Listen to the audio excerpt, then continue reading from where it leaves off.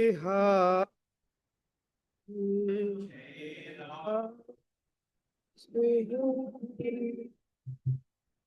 जय कुंज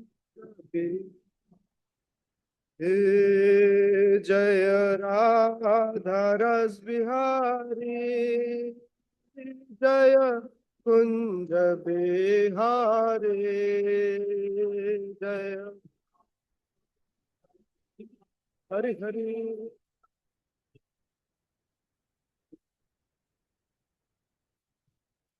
जय गोपी जन वल्लभ जय गिरिवर धारी जय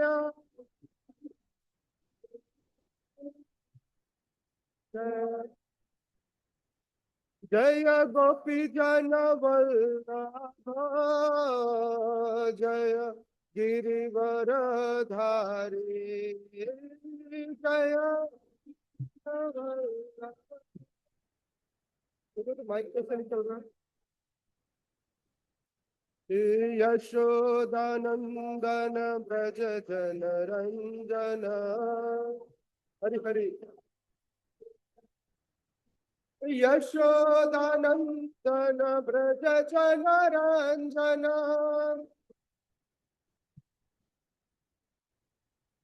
यशोदानंदन ब्रज जन रंजन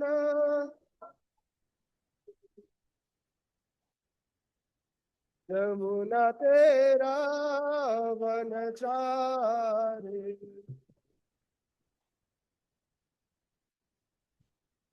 गंगा तीरा वनचारी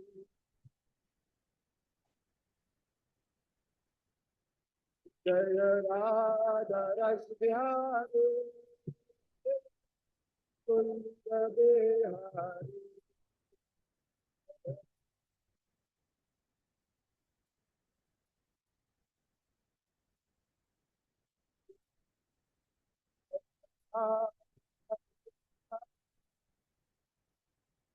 कुंज बिहारी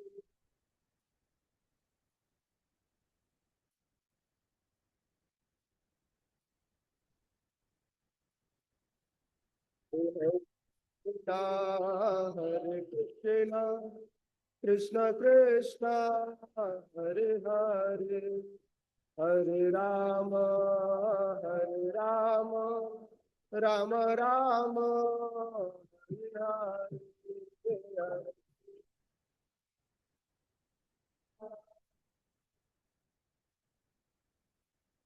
हरि बोल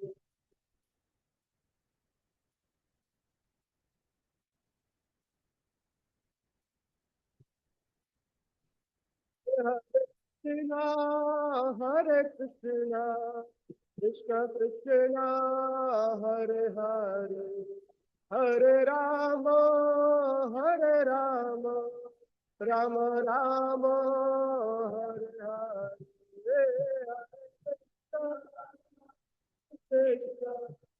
कृष्ण कृष्ण हरे हरे हरे राम हरे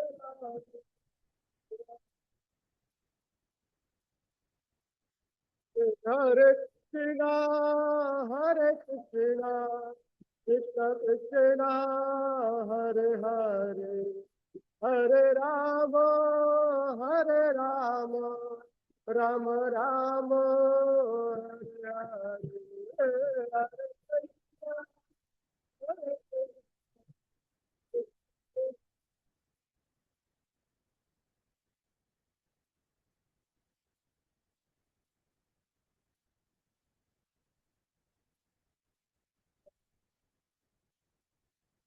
हरे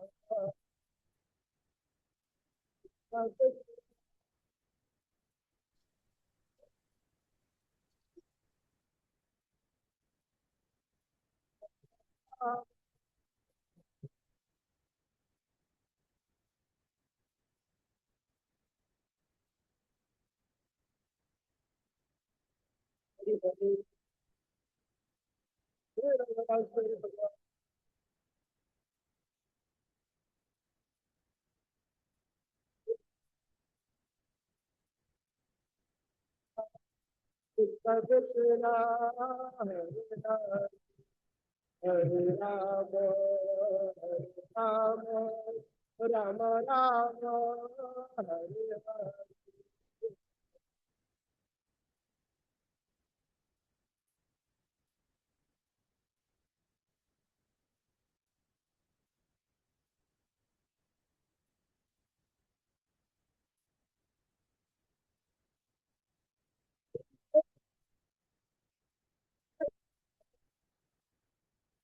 राधा रस हरे राधे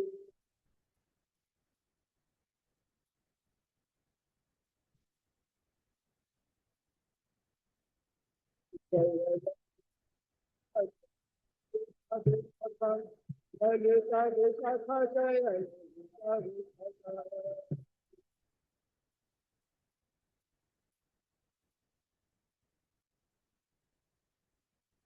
जय जय तारा लक्ष्मण जय तारा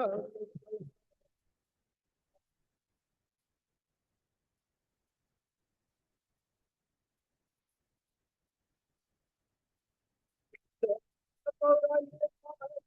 गौरालिका गौरालिका जय गौरा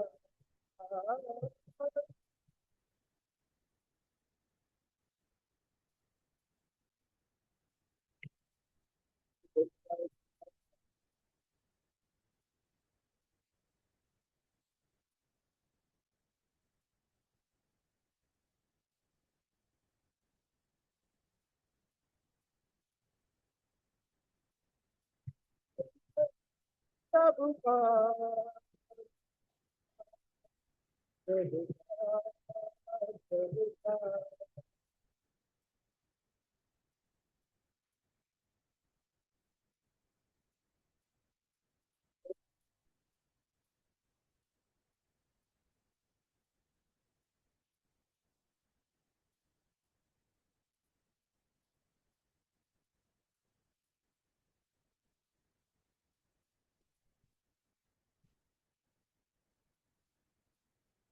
जय श्री सदरास बिहारी भगवान की श्री श्री सीताराम लक्ष्मण की श्री श्री गौर निताय भगवान की श्रीमद् भागवतम महापुराण की जगत गुरु श्रील प्रभुपाद की ओम नमो भगवते वासुदेवाय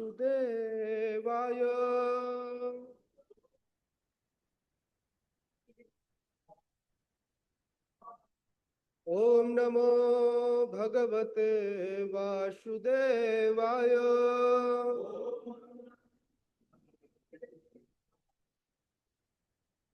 ओम नमो भगवते वासुदेवाय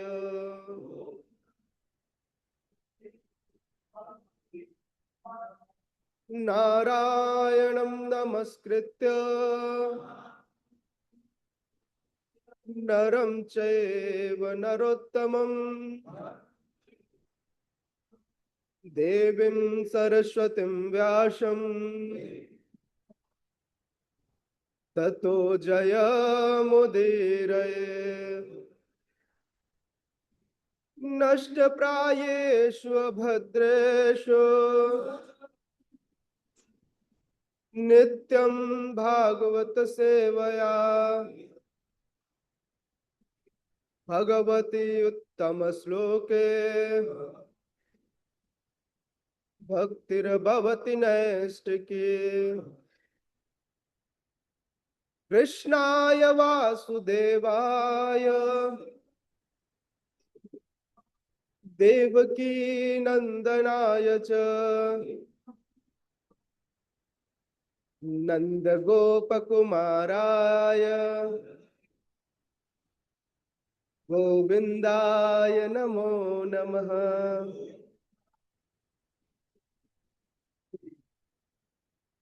इसको कहते हैं संस्कार, है ना। हम लोगों ने दूसरा श्लोक कहा, नष्ट प्रायेषु भद्रेषु नित्यम भागवत सेवया भगवती उत्तम श्लोके भक्तिर्भवती नैष्ठिकी। भक्ति में निष्ठा, ये स्तर है ना। इस भक्ति भक्ति प्रेम पाने का यह स्तर है जिसको कहते हैं निष्ठा। और निष्ठा मिल जाती है किससे, किससे? नित्यम भागवत सेवया। दो तरह के भागवत, एक ग्रंथ भागवत और दूसरे आप सब भागवत बैठे है ना, भक्त भागवत। तो भक्त भागवत और ग्रंथ भागवत जब दोनों की निष्ठा से, दोनों की क्या की जाए, नित्य रूप से नियम बनाकर नित्यम भागवत सेवा या नित्य रूप से सेवा की जाए तो भक्ति में क्या आ जाती है, निष्ठा आ जाती है। निष्ठा किसको कहते हैं? निष्ठा मतलब अगर किसी के प्रति निष्ठा आ जाए तो विश्वास हो जाता है ना, कि ये चीज अब होगा, अब मिलेगा। मतलब भक्ति में उस प्रेम को, जो जीवन का चरम लक्ष्य है, कृष्ण प्रेम को प्राप्त करने की निष्ठा आ जाएगी, है ना। चलिए ठीक है, आगे बढ़ते हैं। श्रीमद् भागवतम चतुर्थ स्कंद, नवम अध्याय, 16वां श्लोक। सभी मेरे पीछे दोहराएंगे। यस्मिन् विरुद्ध गतयो ह्यनिशं पतन्ते, गतयो ह्यनिशं पतन्ति, विद्यादयो विविध शक्तय आनुपूर्वया।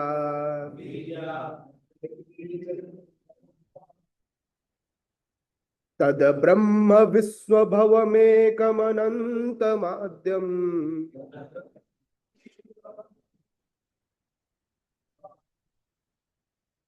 आनन्दमात्रं विकारमहं प्रपद्ये।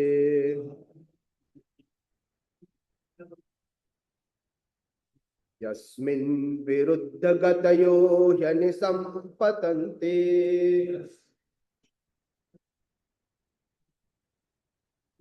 विद्यादयो विविध शक्तय आनुपूर्वया।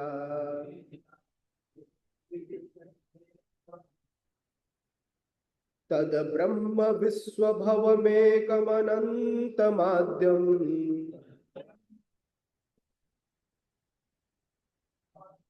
आनन्दमात्रं विकारमहं प्रपद्ये।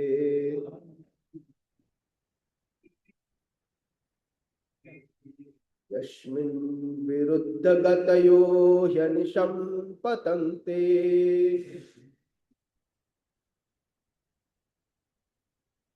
विद्यादयो विविध शक्तय आनुपूर्वया।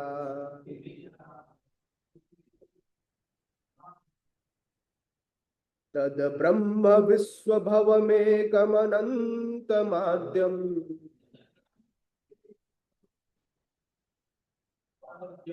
आनन्दमात्रं विकारमहं प्रपद्ये।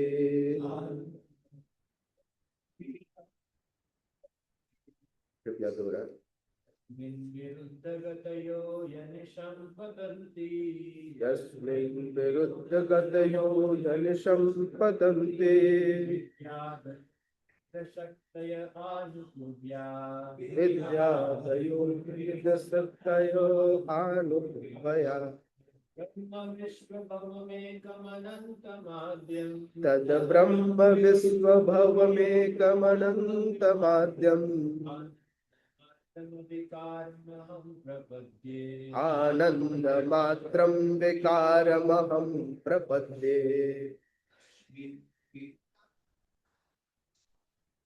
यस्मिन् विरुद्ध गतयो ह्यनिशं पतन्ते,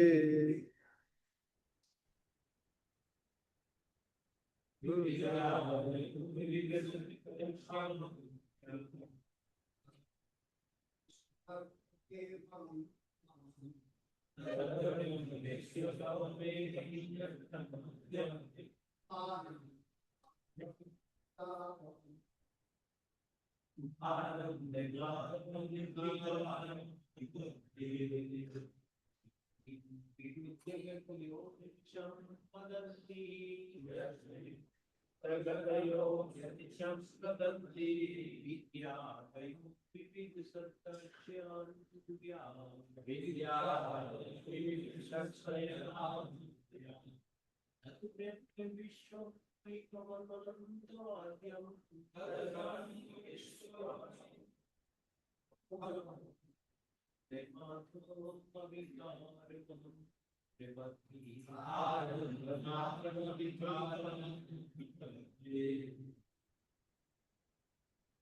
और कोई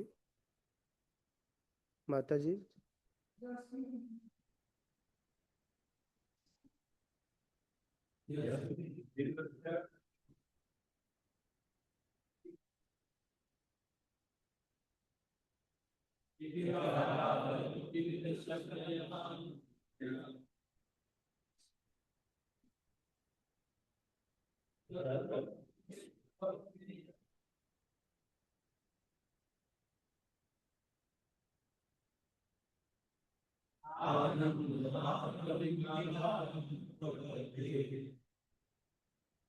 और कोई?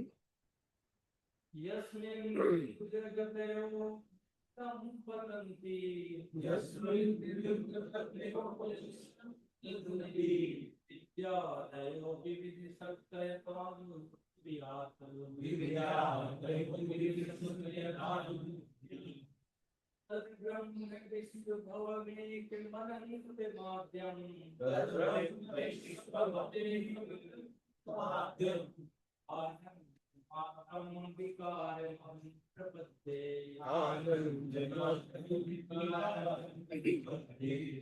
शब्दार्थ, अनुवाद एवं तात्पर्य हिज डिवाइन ग्रेस अभय चरणारविंद भक्तिवेदांत स्वामी श्रील प्रभुपाद जी के द्वारा जगत गुरु श्रील प्रभुपाद की यस्मिन जिसमें विरुद्धगतयः विरोधी स्वभाव का ही निश्चय ही अनिशम सदैव पतन्ते प्रकट है विद्या आदयः ज्ञान तथा अविद्या इत्यादि विविध विभिन्न शक्तयः शक्तियां आनुपूर्वया सतत तत उस ब्रह्म ब्रह्म विश्वभवम भौतिक उत्पत्ति का कारण एकम एक अनंतम अपार आद्यम आदि आनंद मात्रम केवल आनंदमय अविकारम अपरिवर्तित अहम मैं प्रपद्ये नमस्कार करता हूं। अनुवाद। हे भगवान, ब्रह्म के आपके निर्गुण प्राकट्य में सदैव दो विरोधी तत्व रहते हैं, ज्ञान तथा अविद्या। आपकी विविध शक्तियां निरंतर प्रकट होती हैं, किंतु निर्गुण ब्रह्म जो अविभाज्य आदि अपरिवर्तित असीम तथा आनंदमय है, भौतिक जगत का कारण है। चूंकि आप वही निर्गुण ब्रह्म है, अतः मैं आपको सादर नमस्कार करता हूं। कृपया मेरे पीछे दोहराएं। हे भगवान, ब्रह्म के आपके निर्गुण प्राकट्य में सदैव दो विरोधी तत्व रहते हैं, ज्ञान तथा अविद्या। आपकी विविध शक्तियां निरंतर प्रकट होती हैं, किंतु निर्गुण ब्रह्म जो अविभाज्य आदि अपरिवर्तित असीम तथा आनंदमय है, भौतिक जगत का कारण है। चूंकि आप वही निर्गुण ब्रह्म है, अतः मैं आपको सादर नमस्कार करता हूं। ओम अज्ञानतिमिरन्धस्य ज्ञानञ्जनशलाकया चक्षुरुन्मीलितं येन तस्मै श्रीगुरवे नमः। श्रीचैतन्यमनोभीष्टं स्थापितं येन भूतले स्वयं रूप कदा मह्यं ददाति स्वपदान्तिकम्। वन्देऽहं श्रीगुरोः श्रीयुतपदकमलं श्रीगुरुन् वैष्णवांश्च श्रीरूपं साग्रजातं सहगण रघुनाथान्वितं तं सजीवं साद्वैतं सावधूतं परिजनसहितं कृष्ण चैतन्य देवं श्रीराधा कृष्ण पादान् सहगण ललिता श्री विशाखान्वितांश्च नमो विष्णुपादाय कृष्णपृष्ठाय भूतले श्रीमते भक्तिवेदांत स्वामिनिति नामिने। नमस्ते सारस्वती देवे गौरवाणी प्रचारिणे निर्विशेष शून्यवादी पाश्चात्य देश तारिणे।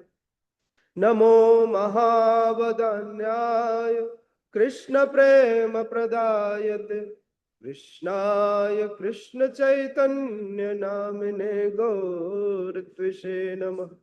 नमो ब्रह्मण्य देवाय गो ब्रह्माण्डाय च जगद्हिताय कृष्णाय गोविंदाय नमो नमः।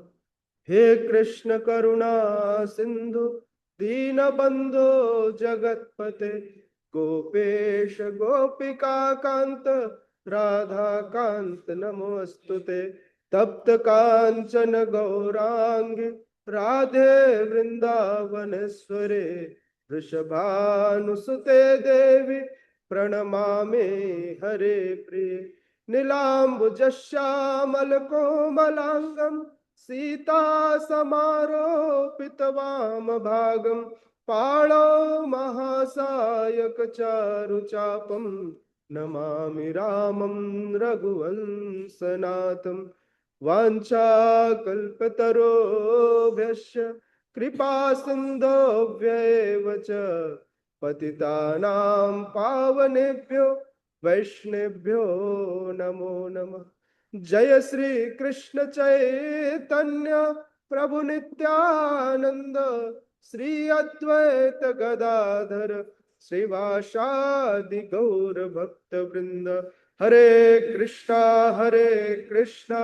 कृष्णा कृष्णा हरे हरे हरे राम राम राम हरे कृष्णा। दो पक्षों की विशेष रूप से हम बात करते हैं। भगवान का एक निर्गुण पक्ष और दूसरा सगुण, निर्गुण निराकार और सगुण साकार है ना। आज का यह श्लोक कई बार हम लोग बहुत भ्रमित हो जाते हैं, तो आज का श्लोक कहीं ना कहीं जो लोग इस बात को नहीं समझ पाते उनको भ्रम में डालने वाला है। क्योंकि यहाँ पर ध्रुव महाराज कह रहे हैं, भगवान सामने प्रकट हुए हैं ध्रुव महाराज के सामने, और ध्रुव महाराज भगवान का गुणगान करते हुए, भगवान से प्रार्थना करते हुए कहते हैं कि हे भगवान, जब आप इस निर्गुण ब्रह्म के रूप में प्रकट होते हैं, इस निर्गुण ब्रह्म के रूप में रहते हैं, तो दो विरोधी तत्व आपके अंदर विद्यमान उस समय रहता है। या फिर भक्तों के हृदय की बात, भगवान के अंदर की बात नहीं कर रहे हैं, कह रहे हैं हमारे अंदर जब हम निर्गुण ब्रह्म को समझने की बात करते हैं। कौन कौन से दो तत्व? तो कहते हैं एक है ज्ञान और दूसरी है अविद्या। एक है अधिक जानकारी और एक है कोई जानकारी नहीं। अविद्या मतलब, जय शिष्यादराज बिहारी भगवान की,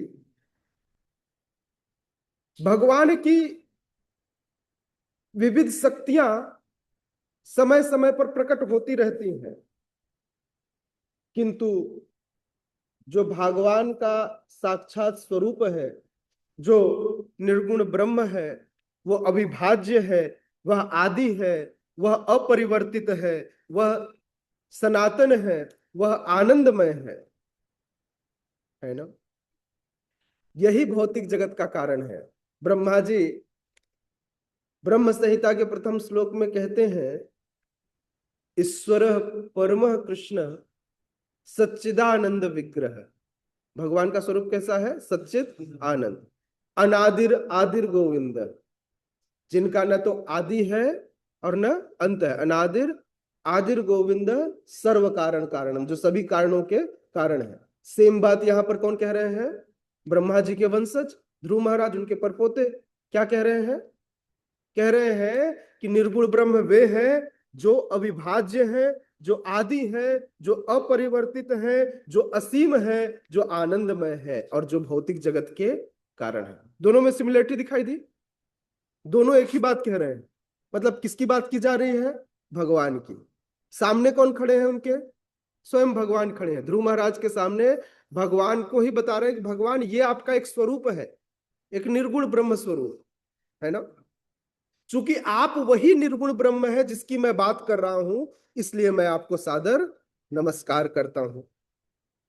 ब्रह्मा जी कहते हैं, यस्य प्रभा प्रभवतो जगदंड कोटि कोटिस्वशेष वसुधादि विभूति भिन्नम तद ब्रह्म निष्कलम अनंतम शेष भूतम गोविंदमादि पुरुषम तमहम भजामि। ब्रह्मा जी कहते हैं, जिनकी प्रभा, जिनकी आभा, जिनकी जिनका प्रकाश जो है उपनिषदों में जो वर्णित ब्रह्म है, उस ब्रह्म का स्रोत है। तो जिस ब्रह्म की हम बात कर रहे हैं, उन ब्रह्म के ऊपर हम भगवान को तीन स्वरूप में जानते हैं। किस किस रूप में? ब्रह्म के स्वरूप में, परमात्मा के स्वरूप में और स्वयं भगवान के स्वरूप में। प्रभुपाद बार बार इसको एक उदाहरण से समझाते हैं। सूर्य का प्रकाश, सूर्य लोक और स्वयं सूर्य देव, इसको इस तरह से उपमा देते हुए समझाते हैं कि भगवान का यह स्वरूप है। लेकिन मूलतः सूर्य से जो प्रकाश निकल रही है, जो ब्रह्म है, उसका मूल कारण क्या है? क्या सूर्य के बिना सूर्य का प्रकाश निकलेगा? नहीं ना। शक्तिमान के बिना शक्ति का कोई अस्तित्व नहीं। बिल्कुल इसी तरह जो ये निर्गुण ब्रह्म है, इस ब्रह्म का जो आदि स्वरूप है ना, बोल रहे हैं ध्रुव महाराज कह रहे हैं कि उस निर्गुण ब्रह्म जो है, उस निर्गुण ब्रह्म के भी कारण क्या है? आप ही हैं। आप ही निर्गुण ब्रह्म है या निर्गुण ब्रह्म के कारण भी आप हैं। इसको दोनों तरह से समझा जा सकता है ना। इसलिए भगवान मैं आपको नमस्कार कर सकता हूं। तो भगवान का यह तीन स्वरूप श्रीला प्रभुपाद तात्पर्य में बताते हैं कि ब्रह्म संहिता में ब्रह्मा जी कहते हैं कि असीम निर्गुण ब्रह्म गोविंद के दिव्य शरीर का तेज है। भगवान के शरीर से निकलने वाले तेज को ही निर्गुण ब्रह्म कहा गया। ठीक है। पूर्ण पुरुषोत्तम भगवान इस असीम तेज मंडल में असंख्य ब्रह्मांड है। पूर्ण पुरुषोत्तम भगवान का जो ये तेज मंडल चारों तरफ है, उसमें एक नहीं, दो नहीं, तीन नहीं, असंख्य ब्रह्मांड है। भगवान जब श्वास छोड़ते हैं तो भगवान के रोमकूपों से, रोमकूप समझते हैं जहां से पसीने निकलते हैं, जहां से हमारे रोए निकलते हैं शरीर से, उसी स्थान से पसीना निकलता है। तो भगवान जब श्वास छोड़ते हैं तो हर रोमकूप से एक ब्रह्मांड प्रकट होता है। अब अपने शरीर के रोमकूपों को नहीं गिना जा सकता, भगवान तो इतने विशाल है। कारणोदक्षाई विष्णु के शरीर से क्या होता है? एक एक ब्रह्मांड निकलते हैं हर रोमकूप से। ऐसे अनंत ब्रह्मांड है जो भगवान के शरीर से निकलने वाली आभा, जिसको ब्रह्म कहते हैं, उस ब्रह्म के आकाश में फैले हुए हैं। ब्रह्मांड की साइज अलग अलग है। ऐसा नहीं है कि सारे, या फिर यूं समझिए भगवान के शरीर से पसीने निकल रहे हैं, कुछ पसीनों के बूंद छोटे हैं और कुछ पसीनों के बूंद बड़े हैं। और यही पसीना कारण सागर है। यही पसीना कारण सागर है, सॉरी, यही पसीना गर्भोदक सागर है। कारण सागर में तो कारणोदक विष्णु लेटे हैं। यही पसीना क्या है? गर्भोदक सागर है, जिसमें गर्भोदक विष्णु लेटे हैं। एक ब्रह्मांड में, एक ब्रह्मांड अगर मैं गेंद जैसा मानूं तो आधे भाग में जल भरा हुआ है, और ये जो जल भरा हुआ है, इस जल को कहते हैं गर्भोदक सागर। इस गर्भोदक सागर में गर्भोदक विष्णु लेटे हुए हैं, और उनके नाभि कमल से ब्रह्मा जी का प्राकट्य होता है। तब ब्रह्मा जी बाकी बचे हुए आधे हिस्से का सृष्टि करते हैं, जिसमें 14 लोक आते हैं। और ऐसे अनंत ब्रह्मांड है। हमारे यहाँ के ब्रह्मा जी कितने हैं? चतुर्मुखी हैं।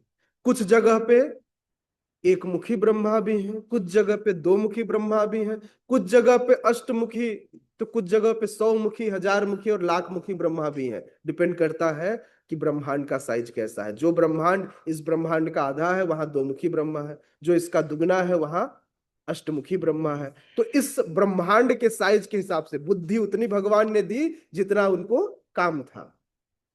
समझ में आया? ब्रह्मा जी के पास हर सिर में उतनी बुद्धि, तो बुद्धि उतनी दी जिससे कि उस ब्रह्मांड का सृजन कर सके, उस ब्रह्मांड में सृजन हो सके, जीवन उस ब्रह्मांड का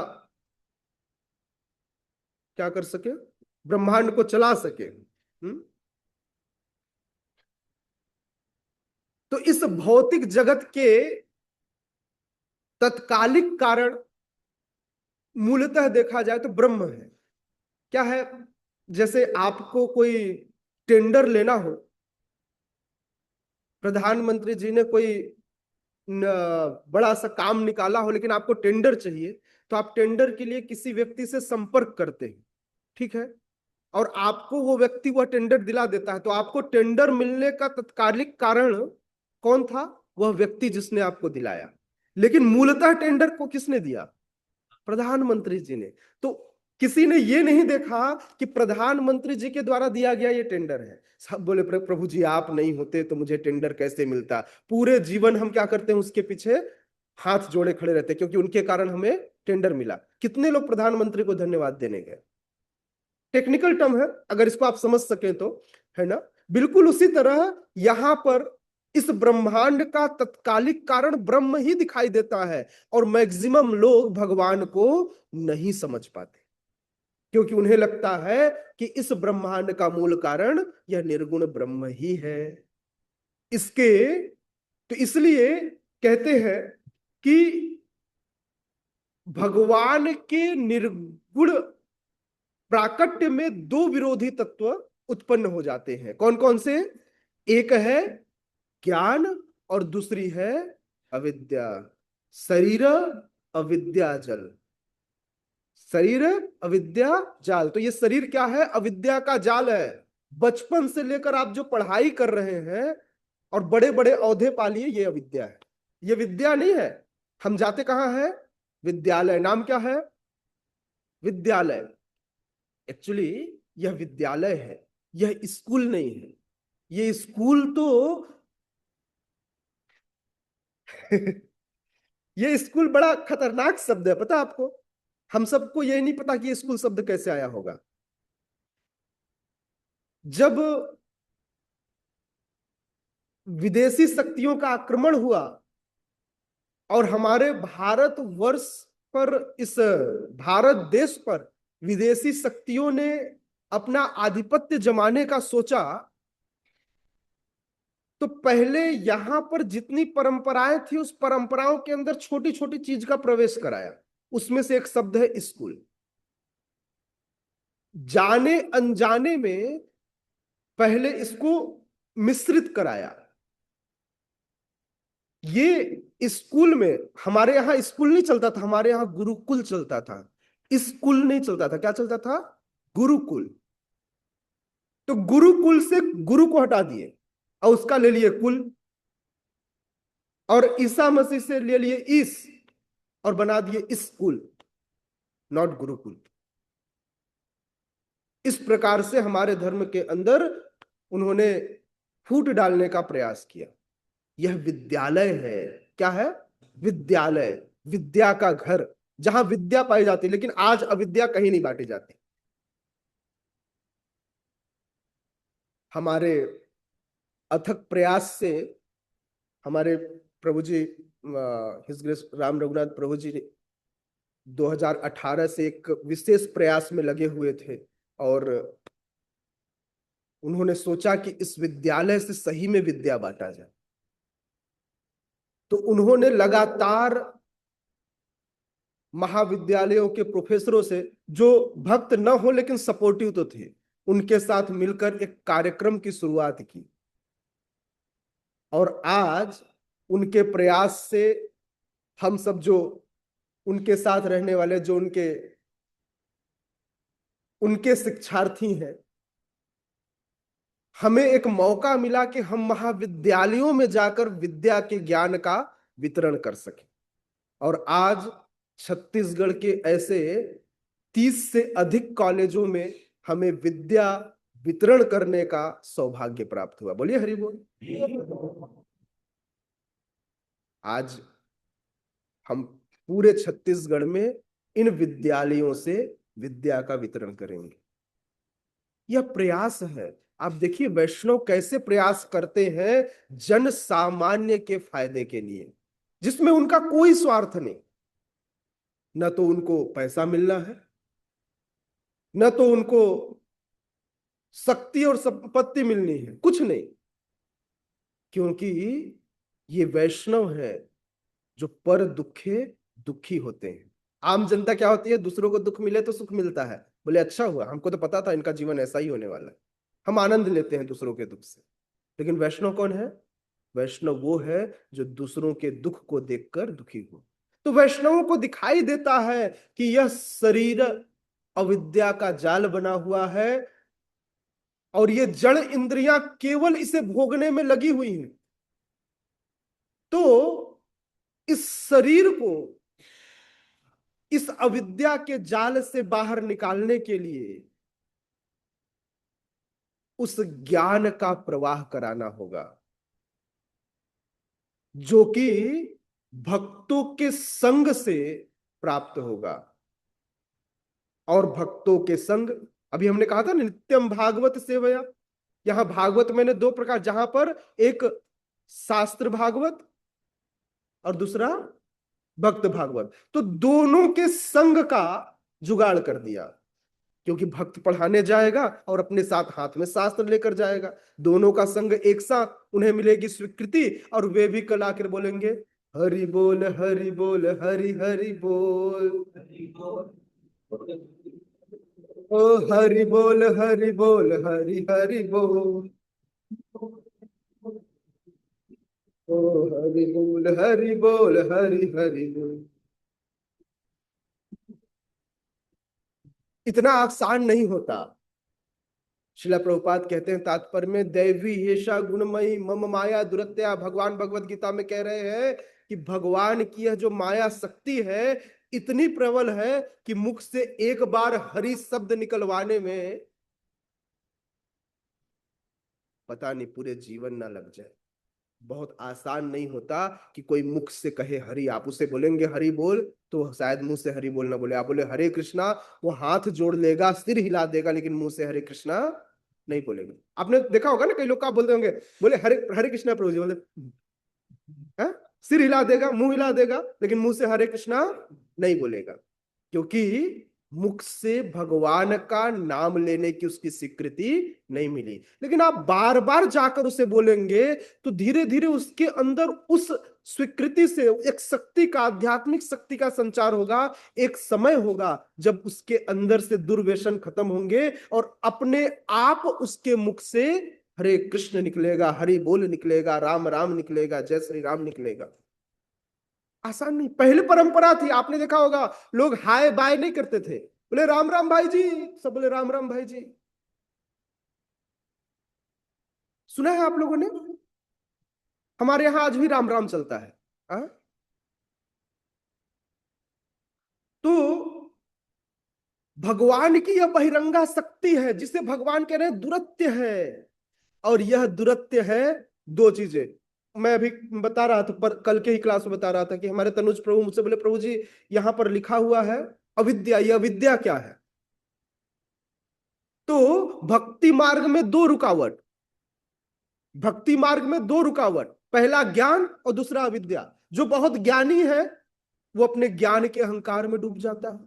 जो जानता है, जो निर्गुण ब्रह्म तक का ज्ञानी है, वो भी भक्ति नहीं कर पाता।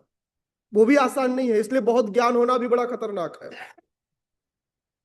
और दूसरा अविद्या, जिसको खूब भौतिक ज्ञान हो गया, भौतिक ज्ञान मतलब अविद्या। बड़े बड़े प्रोफेसरों को, पढ़े पढ़े लिखे को भक्ति में लाना, बोले मैं सफल नहीं दिख रहा हूं आपको, आपको लग रहा है मैं दुखी हूं। उनको जाके बोलो कि प्रभु जी आप दुखी हैं। बोले मैं दुखी कैसे, महीने का 4 लाख कमाता हूं। मुझे प्रभु जी बता रहे थे प्रभु जी की स्थिति, करोड़ों कमाए फिर भी संतुष्टि नहीं। तो पैसा तो किसी के जीवन में आज तक सुख नहीं लाया। अगर पैसा सुख लाता, अगर पैसा सुख लाता तो आज इस संसार में बहुत सारे लोग सुखी होते। लेकिन इस संसार के बड़े बड़े धनपति भी, हाँ, हमारे एक भक्त हैं जिनका नाम है अम्बरीश प्रभु, एल्बर्ट फोर्ड, फोर्ड कंपनी के मालिक। आपको लगता है उनके पास धन की कमी थी? उनके दादाजी हेनरी फोर्ड, जिन्होंने फोर्ड कंपनी की स्थापना की, उस समय के सबसे बड़े रईसों में एक थे। उनके पोते को ऐसा क्या जरूरत पड़ा कि उन्होंने कृष्ण भावनामृत का मार्ग अपना लिया? इसका मतलब इस संसार में सुख पैसे से नहीं आता।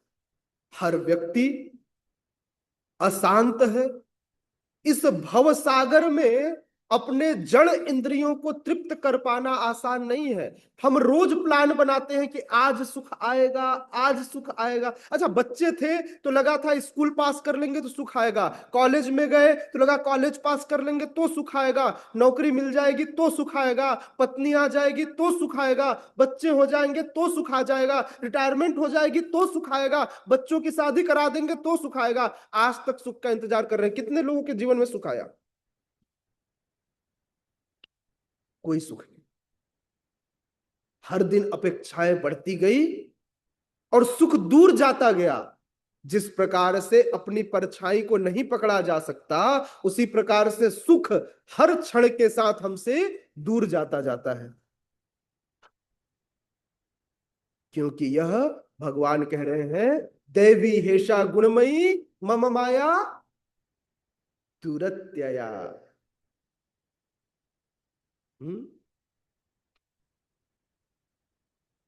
लेकिन भगवान कहते हैं, जो मेरी शरण में आ जाए,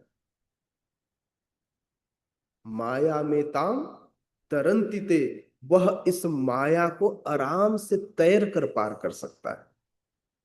अच्छा, मान लीजिए आप किसी विशाल नदी में हो, वहां पर खूब हलचल हो, लहरें उठ रही हो, इवन दो आपको तैरना आता हो, लेकिन अब आपकी शरीर जवाब दे दे, तब आपको क्या चाहिए?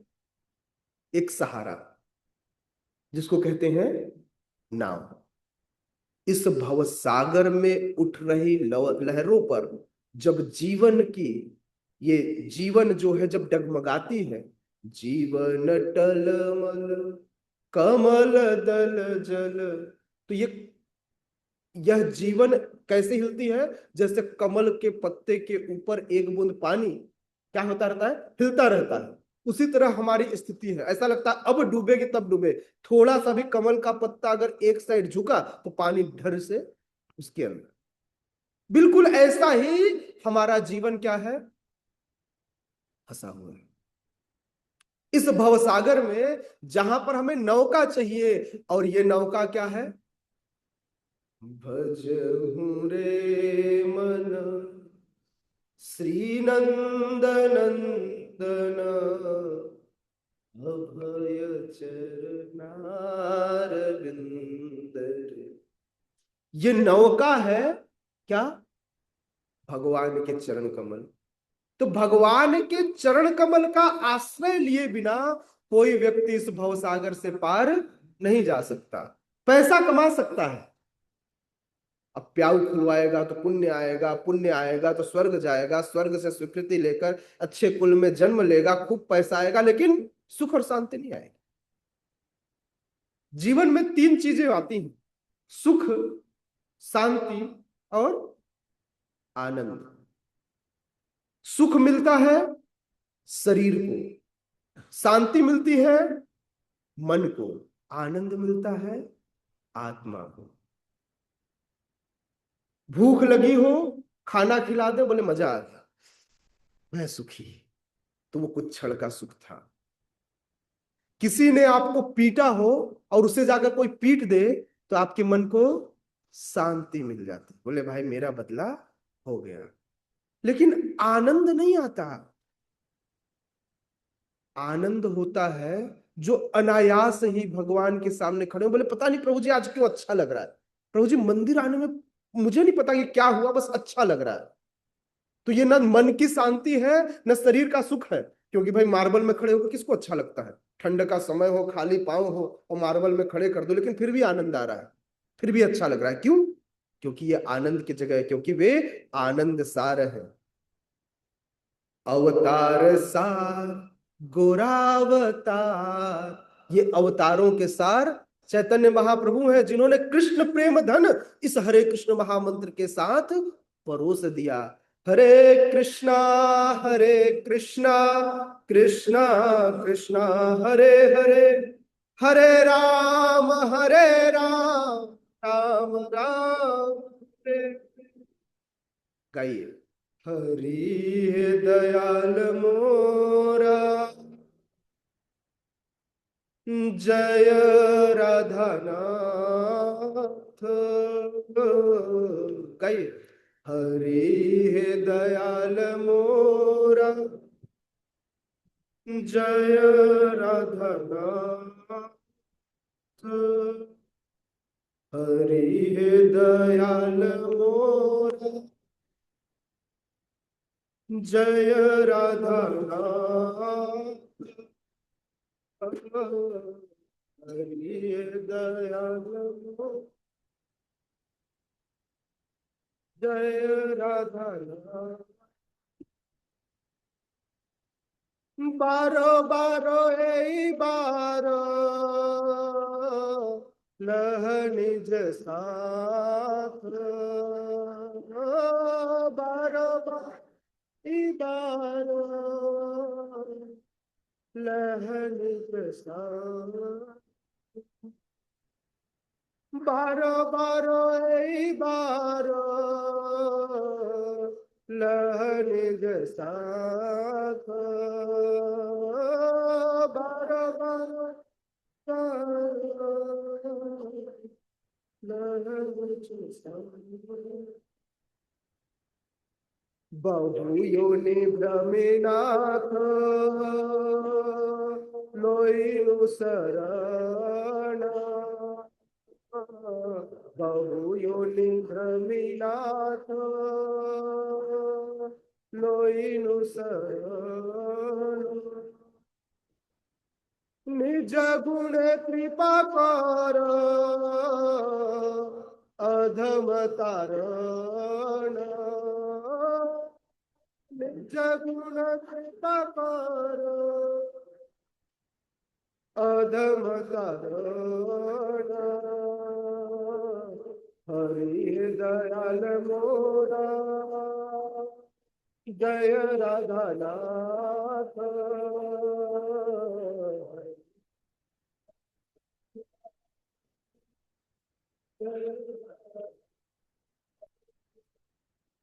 ओ बारो बारो ए बारो,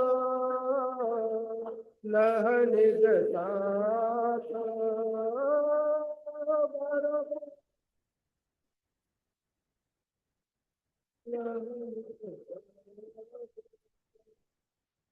जगत कारण तूनी, जगत जीवन।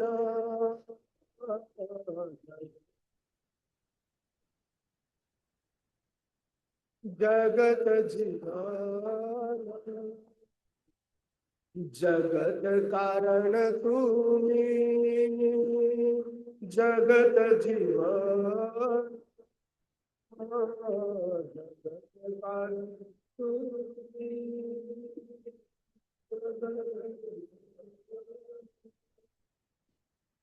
तो छाड़ा के नाही हेरा धर्म तो छाड़ा के नाही हेरा धर्म तो छाड़ा के नाही हेरा धर्म तो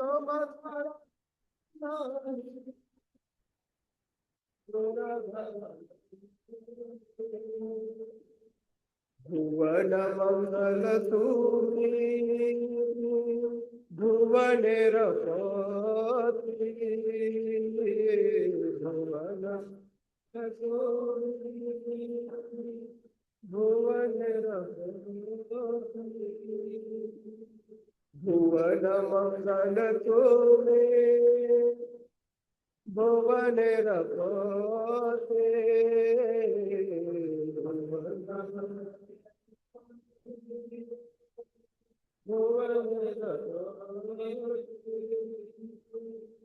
তুমি উপেক্ষিলে নাথ কি হইবে গতি তুমি উপেক্ষিলে নাথ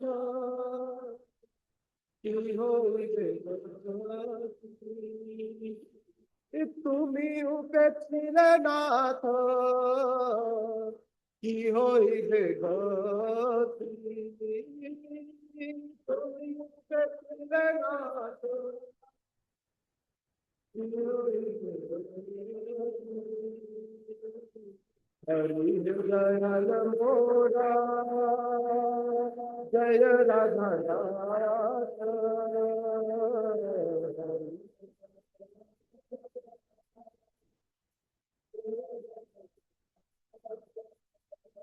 ও বারো বারো এই বারো লহর জটাত বারো বারো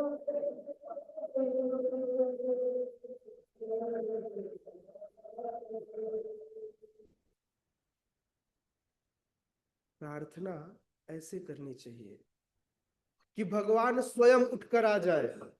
प्रार्थना ऐसी जैसे ध्रुव महाराज कह रहे हैं। ध्रुव महाराज कह रहे हैं, हे हरि, हे समस्त कष्टों को हरने वाले, हे राधा के नाथ, आप तो दया के सागर हैं, मुझ पर दया कीजिए, बहुत हो गया।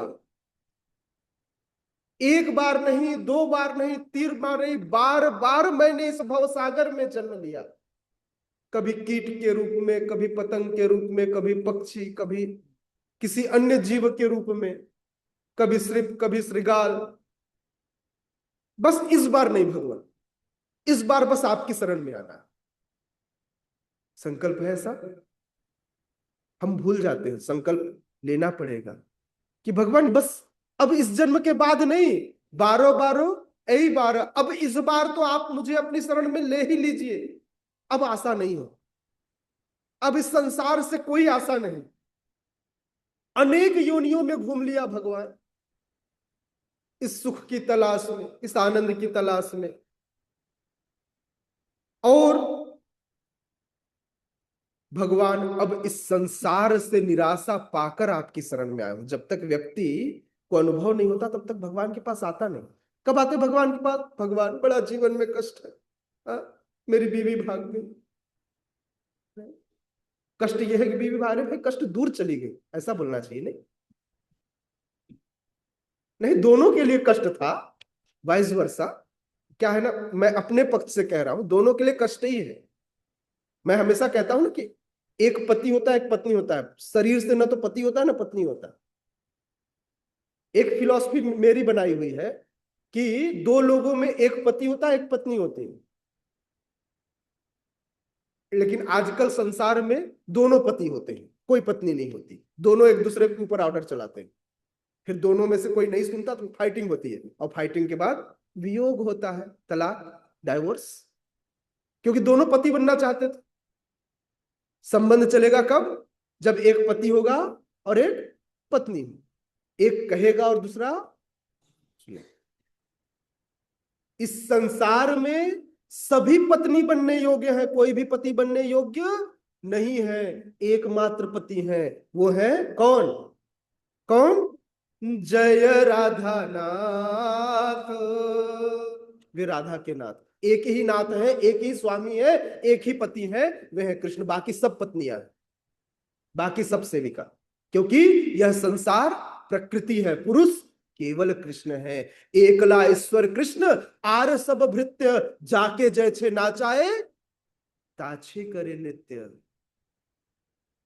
इस संसार में सबके सब प्रकृति है, सबके सब प्रकृति है। भगवान जिसको जैसा नाचाएंगे वैसा नाचना पड़ेगा। श्रीला प्रभुपाद 1965 में जब जलदूत यान में थे तो प्रार्थना कर रहे थे, बोले भगवान मुझे नहीं पता कि आप मुझे इस विकट संसार में, जहां पर आपके नाम का, आपकी भक्ति का नामो निशान नहीं, वहां क्यों ले जा रहे हो?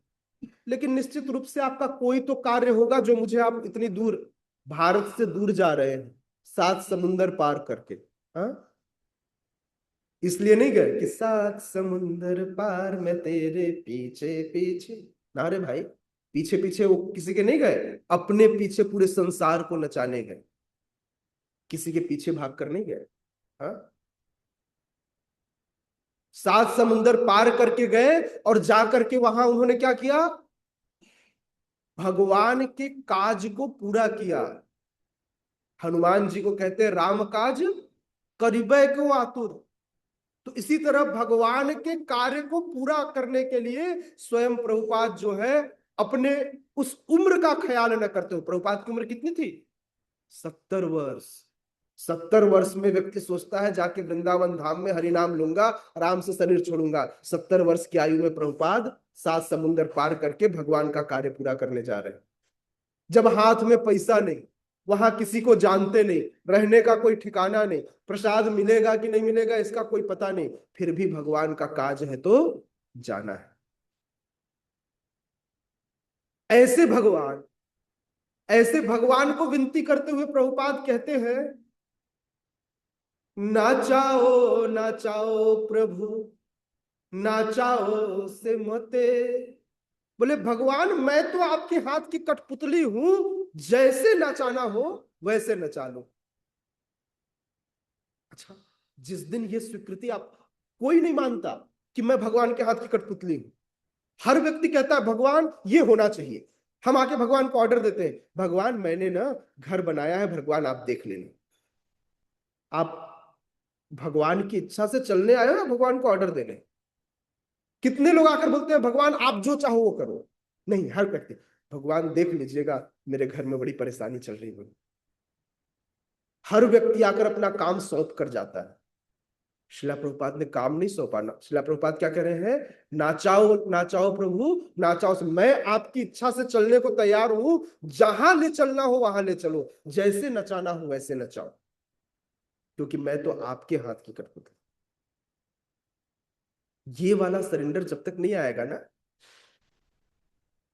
पिछले कुछ दिनों पहले कथा कर रहा था तो माँ कह रही थी कि द्रौपदी पहले खूब जोर से ऐसे साड़ी पकड़ी हुई थी, जब कुछ नहीं समझ में आया तो उसने सरेंडर कर दिया और बोले त्राहिमाम त्राहिमाम त्राहिमाम जगतपते, त्राहिमाम त्राहिमाम त्राहिमाम जगतपते, रक्षा माम रक्षा माम रक्षा माम राघव, रक्षा माम रक्षा माम रक्षा माम, पाहि माम पाहि माम पाहि माम केशव, माम पाहि माम। द्रौपदी ने दोनों हाथ खड़े कर दिए, साड़ी छोड़ दी, भरोसा कृष्ण पर, अब जो करें कृष्ण करें। Complete surrender. जिस दिन आप कंप्लीट सरेंडर करेंगे, कृष्ण आपके सामने खड़े होंगे। हम सरेंडर ही नहीं करते। कभी भरोसा होता है कि मेरी कमाई है, कभी लगता है मेरे पिता है, मेरा बेटा है, मेरी पत्नी है, मेरा घर है, मेरी संपत्ति है। हमें भरोसा होता है कि मैं कर लूंगा, मैं नहीं रहूंगा तो मेरे बच्चों का क्या होगा। लोग कहते हैं प्रभु जी अभी तो जिम्मेदारी है, हाँ? मेरे बिना कैसे चलेगा प्रभु जी, मैं ही तो कमा रहा हूं, मैं ही तो कर रहा हूं। अहंकार विमूढ़ात्मा कर्ता अहमिति मन्यते। अहंकार से लोगों को लगता है मैं कर रहा हूं।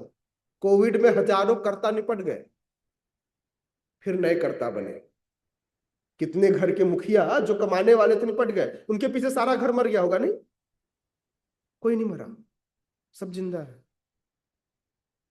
इसका मतलब करने वाला तो केवल एक ही पति है जो वहां बैठे। वही करेंगे तो होगा, वे नहीं करेंगे तो नहीं होगा। इसलिए अहंकार क्यों? कि मैं करता हूं, मेरी जिम्मेदारी, मैं पुत्र हूं प्रभु जी, मेरी जिम्मेदारी है ना। भगवान कह रहे हैं सर्वधर्मान परित्यज्य।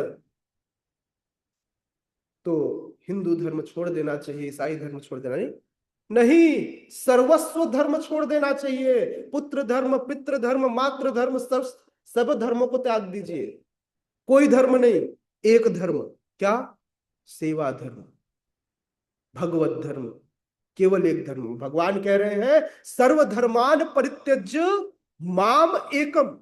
पहले बोले मेरे, नहीं, बोले माम एकम, केवल मेरे, किसी और के शरण में जाने की जरूरत नहीं।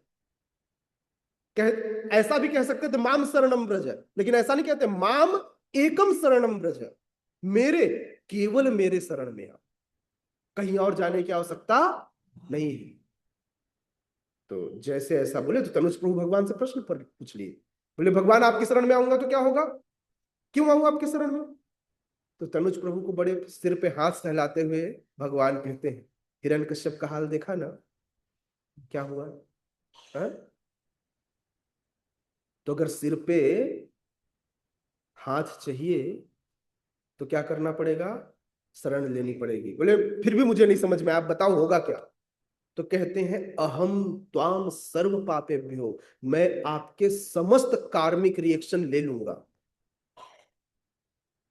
अहम त्वाम सर्व पापेभ्यो, जिसके कारण आपके जीवन में कष्ट आता है उसको कहते हैं प्रारब्ध, आपके पूर्व कर्माश। भगवान कह रहे हैं मैं सब कुछ ग्रहण कर लूंगा। अहम त्वाम सर्व पापेभ्यो मोक्षस्यामि मा शुचः, और तुम्हें अंतिम गंतव्य मेरा धाम प्रदान करूंगा। मोक्षस्यामि। बोले फिर भी भगवान मुझे नहीं लगता कि ऐसा कुछ होगा। कहते मां शुचः, डरने की कोई बात नहीं, मैं हूं ना। ये कोई फिल्म का हीरो नहीं कह रहा है कि मैं हूं ना, भगवान कह रहे हैं मैं हूं ना, डरने की क्या बात है? हाँ? तो इसलिए भगवान कहते हैं इस संसार में जो धूर्त है, जो मूर्ख है, वे मुझे मनुष्य के रूप में समझते हैं, भगवान कह रहे हैं। हाँ? जो दुष्कृति है, जो मूढ़ है, दुष्कृतना और मूढ़ा है, वो लोग क्या करते हैं? भगवान को मनुष्य के रूप में समझते हैं, क्योंकि भगवान के उस दिव्य स्वरूप को, उस भाव को भगवान के वे नहीं जानते। परम भावम का अर्थ है वे सदैव दिव्य पद पर स्थित रहते हैं। भगवान कभी भी, चाहे वह जिस स्वरूप में आए, भगवान सूकर स्वरूप में आए तो सुअर नहीं थे वे, भगवान मीन के स्वरूप में आए तो वे सामान्य मछली नहीं थे कि उन्हें सामान्य मछली जैसा समझा जाए। भगवान कश्यप रूप में आए तो सामान्य कछुए नहीं थे, मंदराचल पर्वत को अपनी पीठ पर धारण किया, पृथ्वी को जाकर के गर्त से निकाल लाए। हाँ? पूरे प्रलय में अकेले चलने वाली एक मीन जो सप्तऋषियों सहित चतुर्वेदों की रक्षा की, तो कोई सामान्य नहीं थे, स्वरूप था। केशव धृता मीन स्वरूपा जय जगदीश हरे, जय जगदीश हरे, जय जगदीश हरे। तो भगवान के ये जो दिव्य स्वरूप है, इन्हें सामान्य समझना केवल मूढ़ लोगों का काम है। श्री भगवान और जीव के बीच में यही अंतर है। देखिए, मैं विषय से नहीं भटकूंगा, है ना, तो इसलिए मैं एज इट इज जो शिला प्रभुपाद तात्पर्य में लिख रहे हैं मैं वही कह रहा हूं। शिला प्रभुपाद कह रहे हैं कि भगवान और जीवात्मा में यही अंतर है कि जीवात्मा सदैव अंधकार में रहता है, उसे चीजें नहीं समझ में आती, चाहे वह सत्वगुण में है। प्रकृति के तीनों गुण, प्रकृति के प्रकृति क्रियमाणानि गुणै कर्माणि सर्वस्य, ये प्रकृति के तीनों गुण अहंकार को पैदा करते हैं। अहंकार रूपी अंधकार, चाहे वो सत्वगुण हो, चाहे रजोगुण हो, तमोगुण हो। हमको लगता है तमोगुण खराब है, हमको लगता है उससे थोड़ा अच्छा रजोगुण है, लेकिन ये भी खराब है। सत्वगुण बहुत अच्छा है, नहीं, सत्वगुण भी खराब है। भक्त सत्वगुण, रजोगुण, तमोगुण तीनों को छोड़कर ऊपर निकलता है, जिसको कहते हैं शुद्ध सत्व। तो इन तीनों गुणों से ऊपर उठना है। हाँ, भक्ति करने का कार्य जो है सत्व गुण में सबसे आसान होता है, यहां से शुद्ध सत्व तक ऊपर उठना ज्यादा आसान है। ठीक है, तो इसलिए सत्व गुण भक्ति के लिए अनुकूल परिस्थिति है। लेकिन सत्व गुण अच्छा है नहीं, सत्व गुण भी क्या है, यह भी अंधकार में। शिला प्रभुपाद लिखते हैं, भले ही वह सत्व गुण में स्थित हो, किंतु वह भी अनेक बातों से अनभिज्ञ रहता है। तो जिन बातों से अनभिज्ञता है वह उसके अंधकार का कारण बनती है। किंतु भगवान के साथ ऐसा नहीं होता, क्योंकि भगवान सदैव तीनों गुणों से ऊपर होते हैं। भगवान कभी भी तीनों गुणों में अवस्थित नहीं होते। भगवान भूत, वर्तमान, भविष्य के बारे में, प्रत्येक हृदय में जो कुछ भी घटता है, प्रत्येक जीवों के हृदय में, वे सब कुछ जानते हैं। श्री भगवान आत्मा के अंश नहीं है, श्री भगवान अक्षर परमात्मा है। श्री भगवान कौन है, स्वयं परमात्मा है, जबकि जो जीवात्मा है वह क्या है, परमात्मा का अंश है। वे परमात्मा के अंश है, और अंश को सदैव अंशी के निर्देशन में कार्य करना होता है। अच्छा, आपका हाथ कभी ऐसा होता है क्या, खुद से उठता है और अपने गाल में एक थप्पड़ मारता है, ऐसा होता है क्या? जब तक अंशी इस अंश को, इस शरीर का, ये शरीर क्या है, अंगी है, अंगी इस अंग को आदेश देगा तब जाकर वह इसे उठाएगा। समझ में आया? ये स्वतः ही कोई कार्य नहीं करता। तो इस अंग का काम है इस अंगी की सेवा करना। एक बार शरीर के अंगों के बीच में लड़ाई हो गई, हाथ कहता है मैं श्रेष्ठ, आंख कहता है मैं श्रेष्ठ, जिह्वा कहता है मैं श्रेष्ठ, कान कहता है मैं श्रेष्ठ। बोले अच्छा, ये पेट तो कुछ करता ही नहीं है? आंख देखता है, बताता है, और सब मिलकर सेवा करते हैं पेट की। सब बोले इसकी हम सेवा क्यों करें? तो आज के बाद हाथ ने, पैर ने, आंख ने, कान ने, नाक ने, सबने काम करना कर दिया बंद। एक बड़ी हड़ताल हो गई। हाँ, हड़ताल हुआ, सुबह से शाम हो गई, मुंह में एक निवाला नहीं, पेट को किसी ने कुछ नहीं दिया। एक दिन बीता, एक रात बीता, दूसरे दिन जिन हाथों को अपने ऊपर गर्व था वो उठने में दर्द हो रहा था, शरीर में शिथिलता आने लगी, अब आंखें ज्यादा खोलने का मन नहीं था। 2 दिन बीता, तीसरे दिन सबको समझ में आ गया कि भैया पेट भले कुछ ना करे, लेकिन सेवा तो इसी की करनी है, नहीं तो हमारा कोई अस्तित्व नहीं है। तो इसलिए यदि अंश अंशी की सेवा न करे, यदि आत्मा परमात्मा की सेवा न करे, तो जिस प्रकार से पेट की सेवा के बिना समस्त अंग अकार्यशील हो गए, क्षमताहीन हो गए, उसी प्रकार से एक जीवात्मा भी परमात्मा के बिना क्षमताहीन हो जाता है। यदि भगवान की शरण में नहीं गया तो एक समय के बाद कुकर सुकर की जिंदगी बिताएगा और फिर 84 लाख योनियों में घूमता। बहु योनि भ्रमिनाथ, फिर प्रार्थना करना पड़ेगा, लोइनु शरण निज गुण कृपा कर अधम तारण।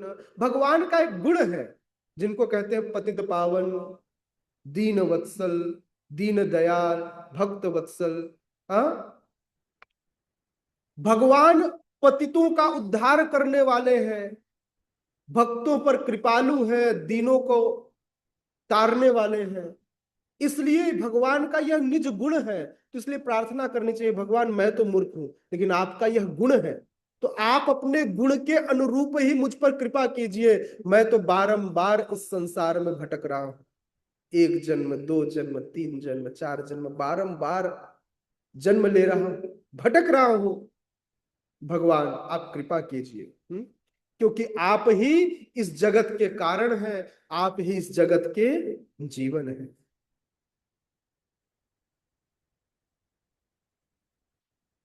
यदि समझा जाए तो एक जीवात्मा के लिए भूतकाल होता है, वर्तमान काल होता है, भविष्य काल होता है, श्रीला प्रभुपाद कहते हैं।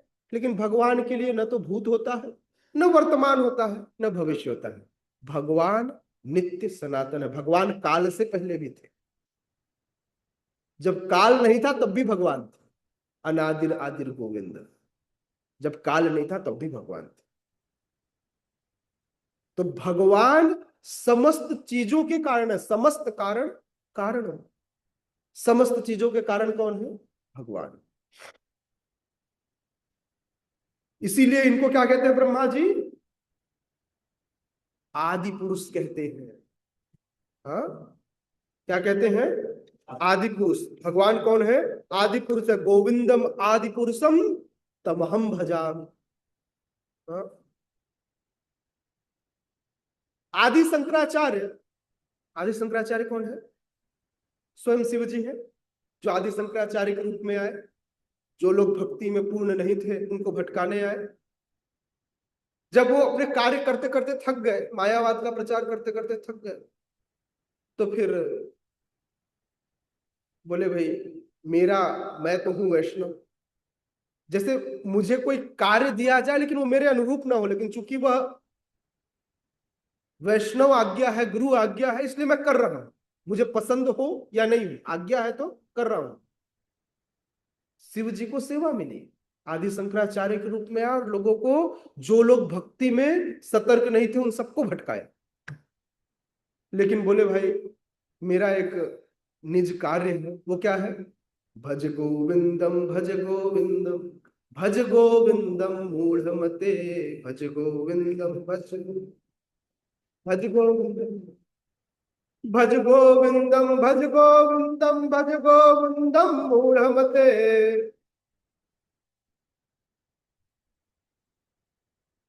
वे जानते थे कि यह संसार मूर्खों का साम्राज्य है। अंततः उन्होंने यह शिक्षा दी कि भाई अंततः कुछ मत करो, गोविंद की भजन तो करनी ही पड़ेगी, चाहे जितनी भी फिलॉसफी दी। अंतिम शिक्षा उनकी यही थी कि गोविंद के बिना कोई कार्य नहीं होगा। वे ही आदि पुरुष हैं, वे ही मूल है। हाँ?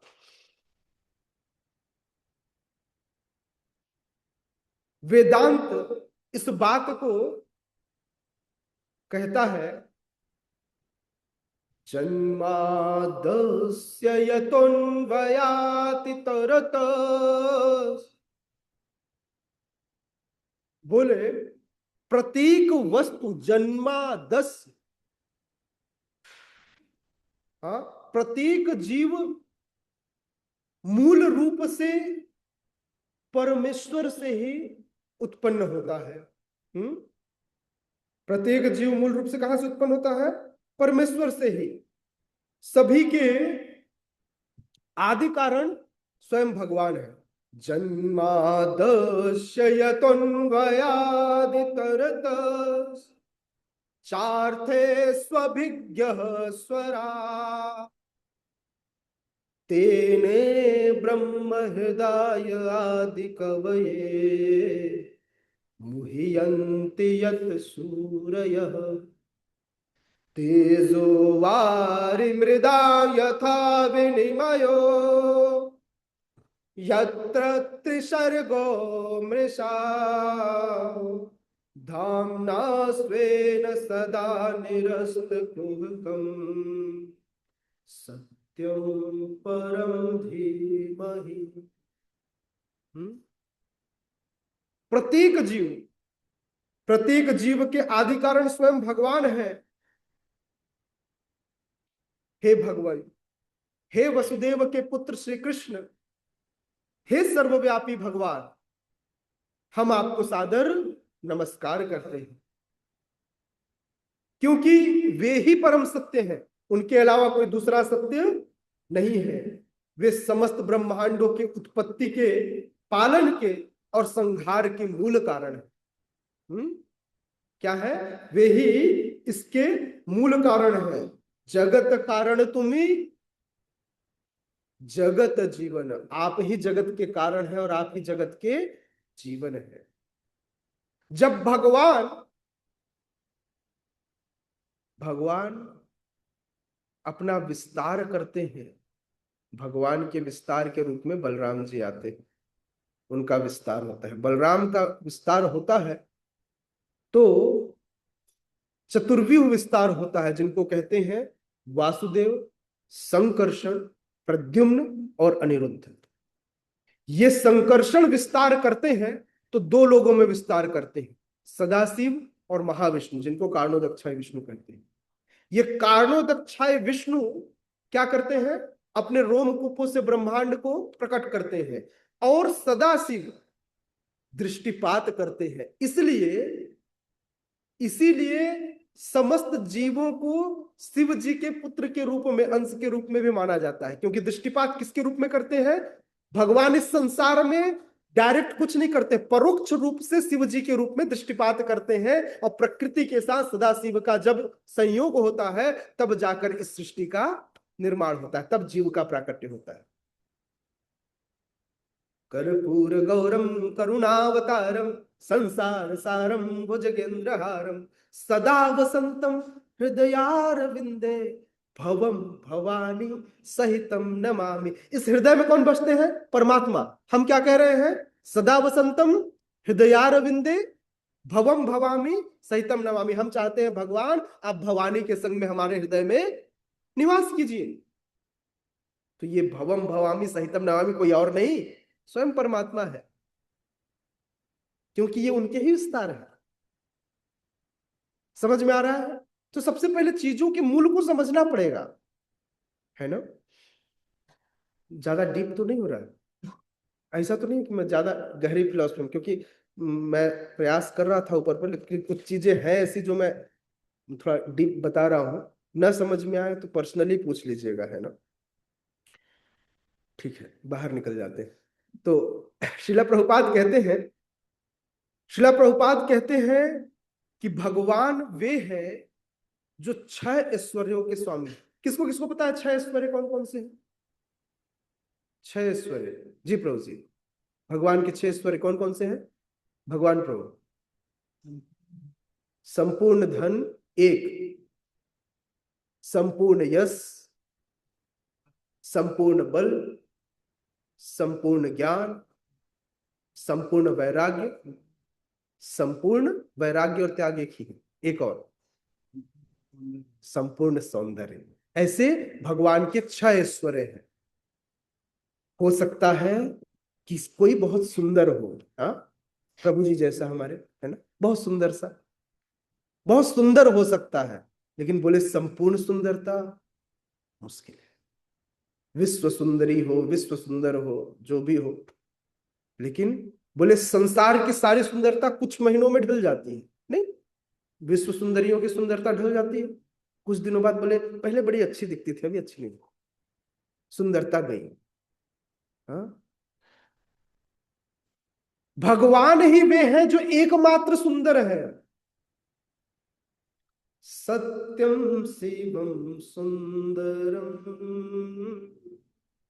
सत्यम शिवम सुंदर। अच्छा, ये सत्यम शिवम सुंदरम क्या है?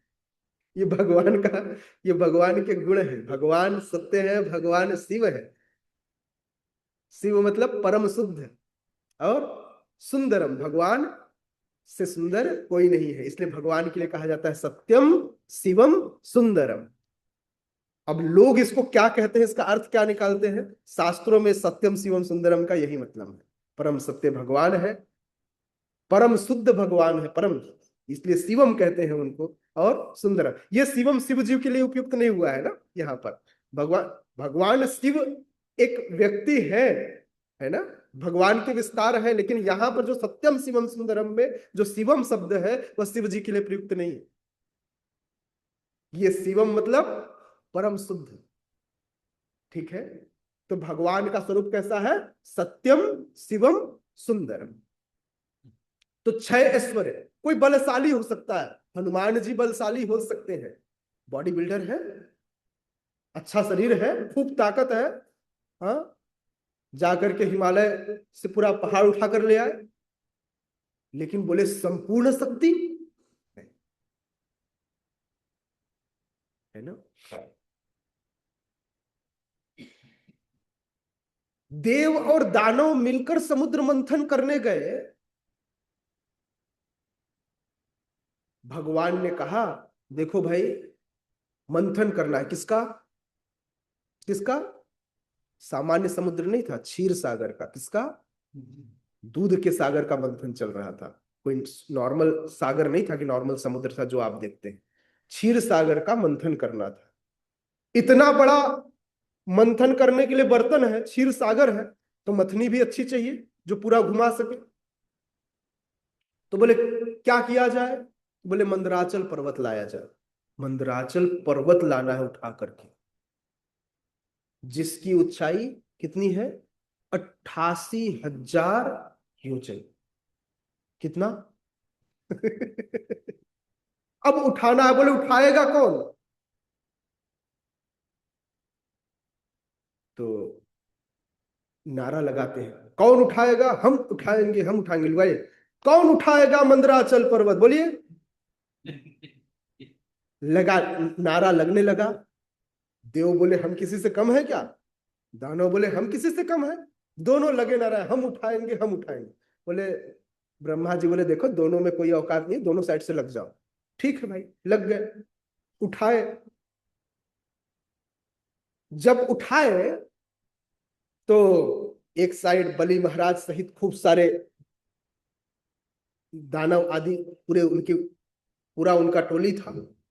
इधर इंद्र आदि सारी टोली थी।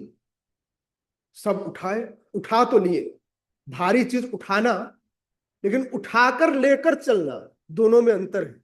एक बार उठा लेना अलग बात है, लेकिन उसको एक जगह से दूसरे जगह मूव करना बड़ा मुश्किल है। उठा लिए। अगर देव कहे दानवों से कि भैया मेरा हाथ दर्द कर रहा है, थोड़ा रख लेते हैं, तो उनकी बेइज्जती हो। अब दानव कहे देव से कि भाई मेरा हाथ दर्द कर रहा है, तो उनकी बेइज्जती हो। न देव कहे न दानव कहे, दोनों का हाथ ऐसा लग रहा बस अब खड़ने ही वाला। किसी का तो अहंकार टूटेगा, किसी का न टूटा, हाथ ही टूट गया और धड़ाम से गिरा मंदराचल पर्वत। और जब धड़ाम से मंदराचल गिरा तो उसके अंदर हजारों दानव और हजारों देव चूरमा बन गए, चूरा हो गए। भगवान बोले इनसे कुछ ना हो पाएगा भाई, आइडिया भी दो और काम भी करो। बोले जाओ गरुड़ जी। गरुड़ जी महाराज पहुंचे तो कुछ देवताओं का हाथ टूट गया, किसी का सर फट गया, किसी का, सब हाथ में पट्टी बांधे, हाँ अपोलो हॉस्पिटल में एडमिट थे। हाँ, आज तक न्यूज में चल रहा था, इतने दैत्य और इतने देव जो है वो मंदराचल पर्वत पर डूब गए। तो उन सब के भगवान ने बोला अब आप जा ही रहे हैं तो थोड़ा सबको सुरक्षा प्रदान कर देना, थोड़ा दिव्य दृष्टि डाल देना। तो भगवान ने अपनी दिव्य दृष्टि उन सबको प्रदान की और जितने लोग पंगु हुए थे सबका मरहम पट्टी अच्छे से करवा दिया। कुछ ही सेकंडों में सबके सब पुनः पुनर्जीवित हो गए और मंदराचल पर्वत को ऐसे झपट्टा मारा और गरुण जी ने अपने पीठ पर धारण कर दिया। बोले अब तुम लोग यहां से जाने में मंथन में भी समय लगाओ, एक काम करो सबके सब मेरी पीठ पर चढ़ जाओ। दानव बोले ठीक है चढ़ जाएंगे कह रहे हैं तो, लेकिन देव बोले अरे हमारे भगवान का स्थान है, हम कैसे चढ़ेंगे यहाँ पर, ये तो अपराध है। बोले यार इनकी नौटंकी बहुत है। तो उनको भी एक ही झपट्टे में ऐसे मारा, अपने पीठ पर लादा और ले जा करके क्षीर सागर पहुंचा दिया कुछ ही क्षणों में। अब मंदराचल पर्वत को मथने की बारी आई। अब मंदराचल पर्वत को मथने की बारी आई तो जो शक्ति है वह शक्ति किसी के पास नहीं है, अल्टीमेट शक्ति के मूल प्रवर्तक भगवान ही है। संपूर्ण बल, देव दानवों ने सारा बल मिला दिया फिर भी मंदराचल को चलाने की क्षमता नहीं थी। तो बल खूब सारा हो, संपूर्ण दानों और देवों का बल मिलकर भी एक बल ना हो सका कि वो मंदराचल को एक जगह से दूसरे जगह ले जा सके। इसलिए कोई यह नहीं दावा कर सकता कि हमारे पास संपूर्ण बल है। समझ में आ रहा है? मैंने सिर्फ बल में यह उदाहरण दिया, समुद्र मंथन नहीं सुना रहा हूं। समुद्र मंथन सुनाऊंगा तो 3 घंटा और लगेगा, है ना। संपूर्ण ज्ञान भगवान ही ज्ञान के आदि स्रोत है।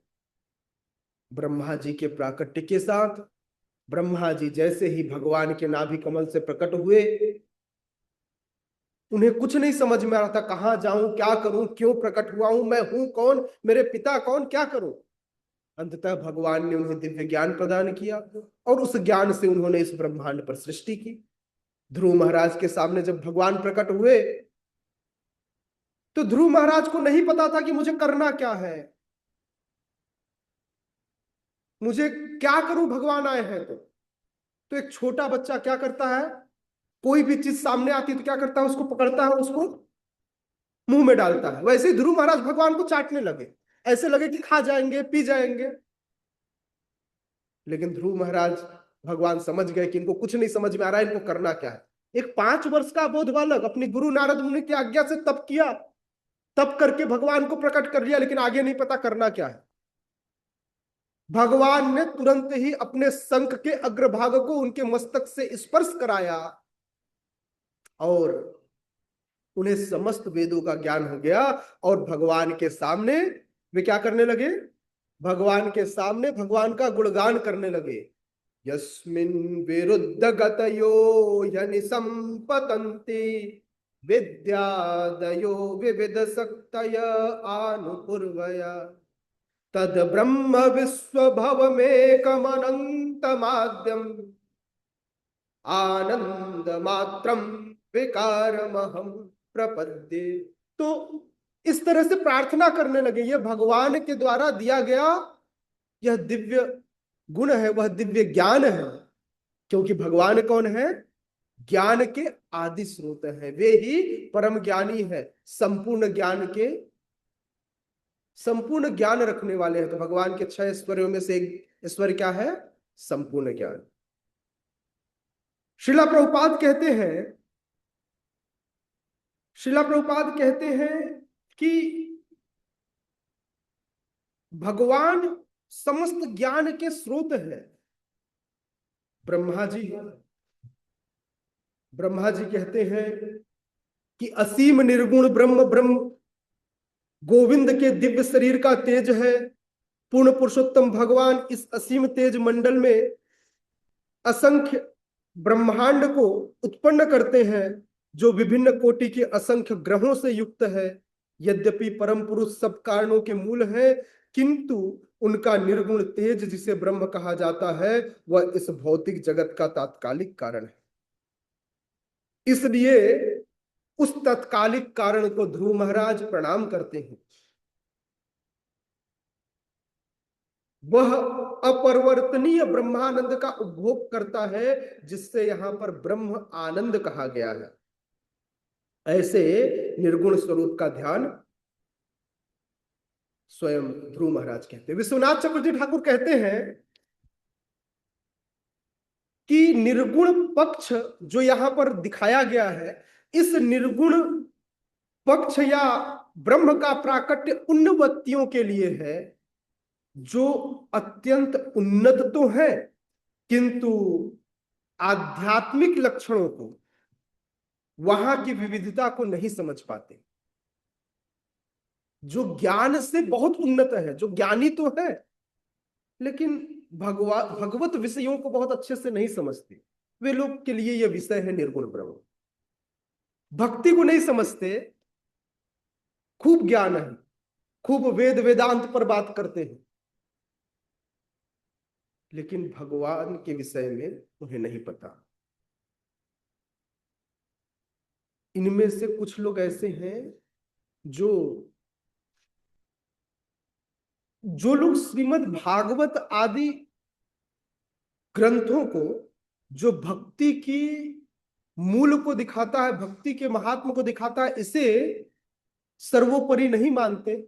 ऐसे लोगों के लिए निर्गुण ब्रह्म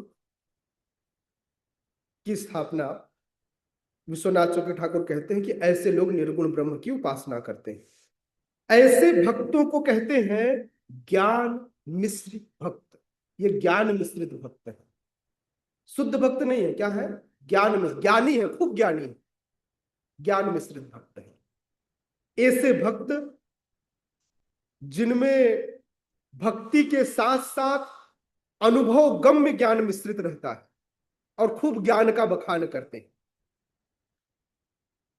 क्योंकि निर्गुण ब्रह्म का आभास एक आंशिक ज्ञान है। अगर निर्गुण ब्रह्म का किसी को आभास होता है तो यह क्या है? आंशिक ज्ञान का प्रतिफल है। इसलिए ध्रुव महाराज सादर नमस्कार करते हैं कि भगवान आप उस निर्गुण ब्रह्म के भी क्या है? कारण है।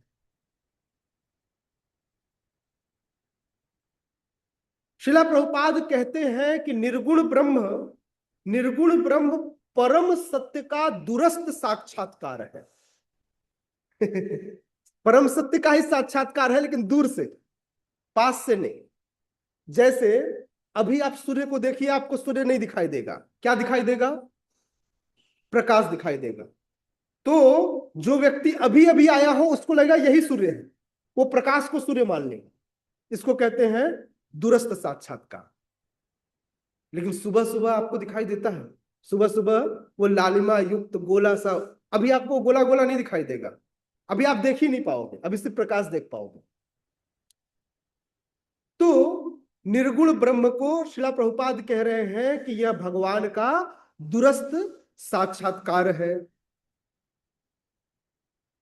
यद्यपि श्रीला प्रभुपाद कहते हैं, यद्यपि ऊपर से ब्रह्म शक्ति शून्य प्रतीत होता है, किंतु वस्तुतः विद्या तथा अविद्या के अंतर्गत इसमें कई शक्तियां कार्यशील रहती है। ऊपर से शून्य दिखाई देता है, निर्गुण निराकार, लेकिन कह रहे हैं फिर भी इसके अंदर क्या है? विद्या और अविद्या, भगवान की कई शक्तियां इसमें निहित है। ईशोपनिषद में विद्या और अविद्या का अत्यंत सुंदर वर्णन हुआ है। कहा गया है कि कभी कभी अविद्या या अल्पज्ञान के कारण मनुष्य परम सत्य को व्यक्तित्व रहित मान लेता है। कई बार इसका कारण क्या बनता है? कहते हैं कभी कभी इस अविद्या के कारण, अविद्या समझ रहे हैं ना, खूब सारे भौतिक ज्ञान के कारण उसे लगता है भगवान क्या है? निराकार है। भगवान क्या है? निरंकारी है। भगवान क्या है? निर्विशेष है, निराकार है, शून्य है। बोले हम सबको भी एक दिन भगवान बन जाना है। अच्छा, ये सारे लोगों की कल्पना है कि एक दिन हम भगवान हो जाएंगे। मैं भी नारायण हूं, आप भी नारायण हैं, हम सब भूल गए हैं कि हम नारायण हैं। नहीं, ऐसा लोगों का कपोल कल्पना है। लोगों को लगता है हम सब कौन है? हम सब भगवान हैं। एक बार परम पूज्य राधा गोविंद स्वामी महाराज कोई कथाकार कथा कर रहा था, तो महाराज जी को आमंत्रित किए थे, तो उस कथा में वे पहुंचे। तो वहां पर उनके जो भक्तगण थे, शिष्यगण थे, वे जो कथाकार थे, जो उनके गुरु थे, उनको वो भगवान कह के संबोधित कर रहे थे और बोले यही भगवान है, यही कृष्ण के अवतार है। कथा खत्म हुई, महाराज जी उनके पास पहुंचे और उनसे पूछते हैं, आपको पता है ना कि आप भगवान नहीं है? बोले हाँ मुझे पता है मैं भगवान नहीं। तो बोले आप अपने शिष्यों को समझाते क्यों नहीं है कि ये लोग गलत गलत भाई आपको भगवान कह के संबोधित कर रहे हैं, ये तो ठीक नहीं है। बोले कैसे समझाओ, इनको बुरा लग जाएगा ना। मतलब अपने आप को सुप्रीम साबित करने के लिए, अपने सम्मान पाने के लिए व्यक्ति इस संसार में अफवाहों का गलत संचार होने देता है। सम्मान मिलता रहे, हाँ, लोग उनके चरण धोकर पिए, हाँ, राम कृष्ण राम फाल्गु भगवान, हाँ, किसी को भी भगवान बना के स्थापित कर देते हैं। कोई कहता है, अच्छा बड़ा आश्चर्य होता है, लोग कहते हैं चैतन्य महाप्रभु फिर से अवतरित हुए। अरे भाई, चैतन्य महाप्रभु फिर से अवतरित होंगे? एक से बढ़कर एक अवतार घूमते हैं इस संसार में, कभी कोई चैतन्य महाप्रभु का अवतार बन जाता है, हाँ, और उसके बाद फिर वैसा बाल भी बढ़ा लेते हैं, और उसके बाद फिर रास नृत्य भी करते हैं। समझ में नहीं आता चैतन्य महाप्रभु कब रास नृत्य करने लगे गोपियों के संग, है? तो इस संसार में कबीरा, ये संसार में भांति भांति के लोग हैं। कुछ तो थोड़े थोड़े मूर्ख हैं और कुछ महा महामूर्ख हैं। क्या बताएं, इस संसार में मूर्खों की कोई सीमा नहीं, क्योंकि ये संसार कैसा है, ये जड़ संसार है, जहां पर बुद्धि भी कैसी है, जड़मती, इसलिए लोगों को समझ में नहीं आता। तो श्रील प्रभुपाद कहते हैं कि विद्वान भक्त श्री भगवान और उनकी सृजन करने वाली शक्ति को समझ सकता है। जैसे जैसे वह परम सत्य की सृजन शक्ति को स्वीकार कर लेता है, वैसे वैसे वह भगवान के 6 ऐश्वर्यों को समझ पाता है। तो सबसे पहले जरूरी है कि हम भगवान को भगवान स्वीकार करें। यह स्वीकारोक्ति होनी चाहिए। हमारी परेशानी है कि हम भगवान को भगवान स्वीकार नहीं कर पाते।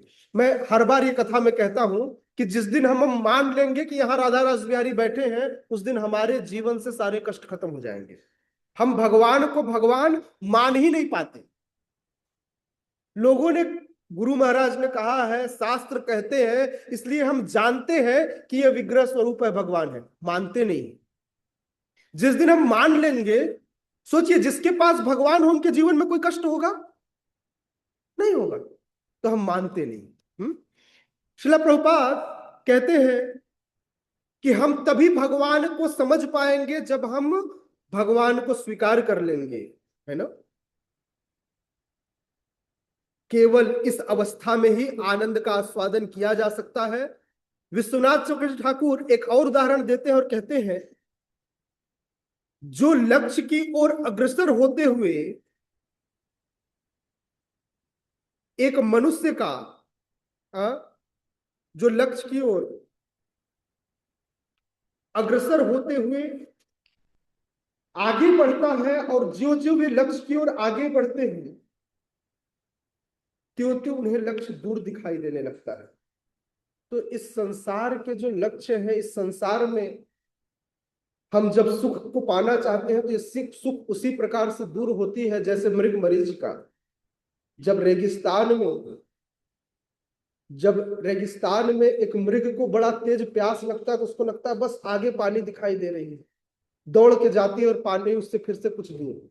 गर्मी के समय में रोड में चलते समय भी हमको ऐसा लगता है सामने पानी दिखाई दे रहा है, लेकिन जैसे पास आते हैं वह दिखाई देता है कि पानी दूर चला गया। तो इसे कहते हैं मृग मरीचिका, है ना। तो हमें यह मरीचिका उस सुख की कपोल कल्पना है जो इस भौतिक संसार में हम करते हैं।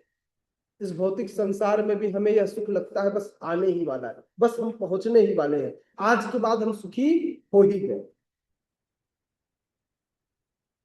विश्वनाथ चक्रवर्ती ठाकुर कहते हैं कि ऐसा व्यक्ति जब शहर से दूर स्थित होता है, किंतु ज्यों ज्यों वो पास आता है उसे मीनारे झंडे दिखाई पड़ने लगता है।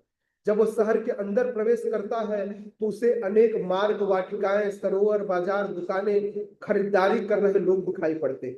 उसे सिनेमा घर तथा नाचने और उल्लास मनाने वाले लोग मिलते हैं। इस प्रकार मनुष्य शहर के अंदर आता है और शहर के कार्यकलापों को देखता है और संतुष्टि पा लेता है। उसे लगता है यही जीवन का परम सुख। एक चैप्टर है इसी भागवतम में, भौतिक संसार दुखों का विकट वन, है ना। तो यह भौतिक संसार जो है ऐसा वन है जो व्यक्ति को सने सने सने सने दुख के अंदर फंसाता जाता है, व्यक्ति उसमें घुसता चला जाता है।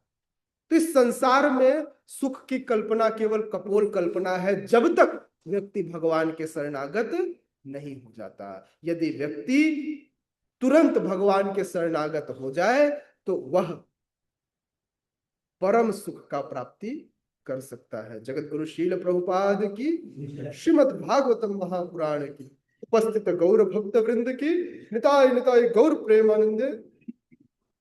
Thank you so much. किसी का कोई प्रश्न है से 1 से 2 प्रश्न ले सकते हैं। कोई डाउट हो, कुछ कहना चाहते हैं या फिर कोई कमेंट करना चाहते हैं तो भी कर सकते हैं। बोले कौन फालतू मधुमक्खी के हाथ में, मधुमक्खी के छत्ते में हाथ डालेगा? नहीं, ठीक है। Thank you so much. Hare Krishna. जगत गुरु शील प्रभुपाद की।